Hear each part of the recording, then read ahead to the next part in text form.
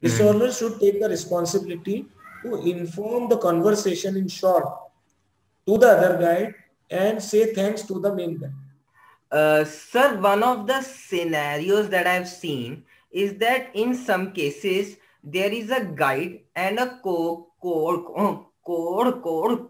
guide also for some scholars. So there are two guides for a scholar. So what happens that a scholar has to convince one guide about the point of view of the other guide. So the guide is thinking in some way about the work, and the code guide is thinking in some other way about the work. So the scholar has to, explain the perspective of one person to the other and to the other to the first. Then what happens? There exists a kind of dilemmas that they both might not agree on the same point. Now the one who is stuck in between is the scholar, because he has to take both of them and do the work. Now one person is saying what and one person is saying what. So at that is the time when a scholar feels stuck. So what should a scholar do in this case?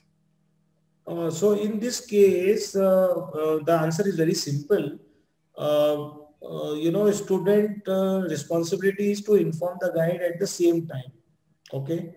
Not in the capacity like I will tell guide number 1 means the main guide and the co-guide later on. Okay. So email is the best medium to do. And suppose a scholar has discussed with guide 1 means main guide. Okay. Suppose I'm giving you scenario to understand this fact. And whatever the particular guide has shared something knowledge or whatever, student knows, but guide number 2 means co-supervisor is no more aware about this thing.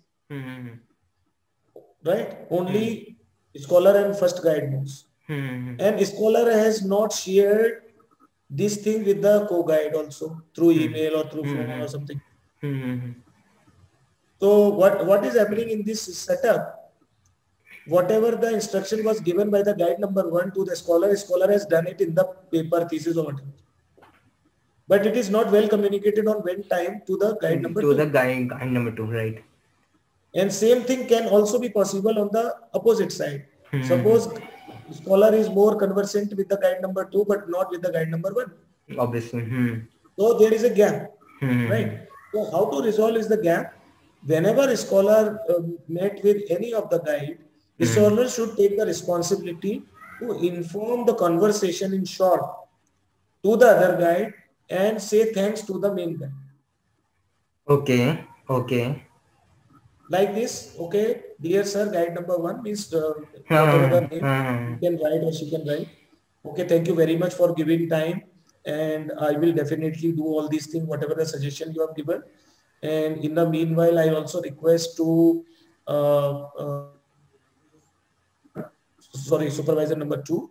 And sir, you also, ma'am, you also see these are the points, and I'm waiting for your response to. Would you agree on these points, or you would like to change, to add upon something? So it is a good opportunity for the scholar not to, put up herself or himself in the first situation between the two supervisors, rather than create the opportunity for scholars themselves while making the dialogue. So because point of connection is scholar, guide 1 is sitting at one point, guide 2 sitting is at other point. So it is whose responsibility technically? It is the responsibility of the scholar. So once I have the solution, scholar should thank to the supervisor number 1 and ask for the suggestions. Mention those points which have been given by the supervisor 1 in the email itself. Suppose 10 points. 10 points written. Then request, once the 10 points are over, then return. Dear sir or ma'am, supervisor number 2, sir, I request you please go through this. So and so supervisor has shared with me. I had a talk today over phone or whatever the personal meeting. And it was a quite exciting discussion. And I learned and I have the clarity. But I also thought that to bring all these things in your notice as well. Yes. So kindly cross-check this thing. Are you comfortable with this? or you would like to add something, or you would like to change something, which I am, in this dialogue. So it is more kind of opportunity generation rather than creating this, what you were talking about in the question, ego clashes, unfilled approach, lack of, non-professional approach like this. Yeah, that's great. So and it can be it can be done. It can be done. So so whenever like the same case goes for the second one, so like I had a talk with the second one, so then again write a mail saying this thanks to the supervisor number 2 and also mention the supervisor number 1.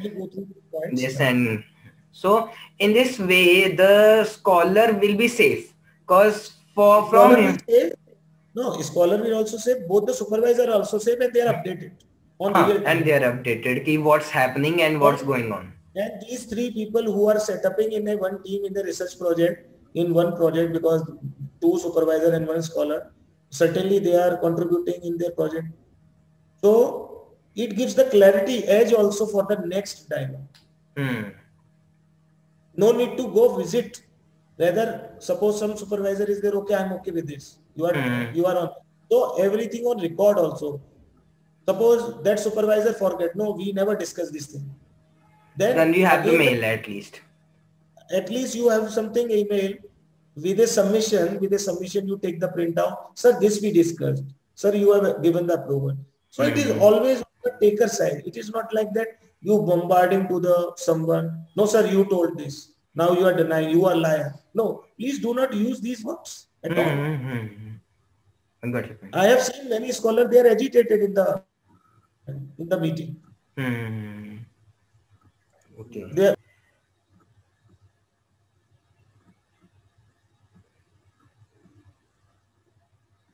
I guess there is some connection issue. We'll try to resort it back as soon as possible. No, okay. Okay. Sorry. Yeah. So I hope you got the idea. Yeah. Yes, sir. I got the situation of these 3 people, and it also increases the transparency between the dialogue and the well execution. I'm using the word well execution of the research. Got your point. That's great, actually. So thank you so much, sir, for this beautiful answer. I hope many would be able to get help from this. Thanks.